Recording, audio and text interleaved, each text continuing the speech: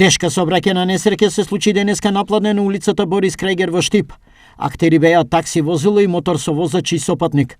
Според очевидци кои говорат за телевизија Стар, во критичниот момент со голема брзина моторот се забил во такси возилото. Со мотор и тај малце брзаше и ово дали не го преврти, дали не го гледал, мислам. И завртел со количката, со гумата и после директ на гумата ударил, 5-6 метра ојде човек. Дето тај млади човек, двојца беа.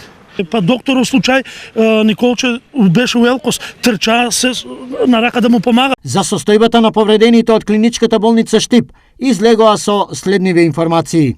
Еден од пациентите е тешко повреден со повреди на глава и е во шок соба. Другиот е со телесни повреди. Информираат од клиничката болница Штип.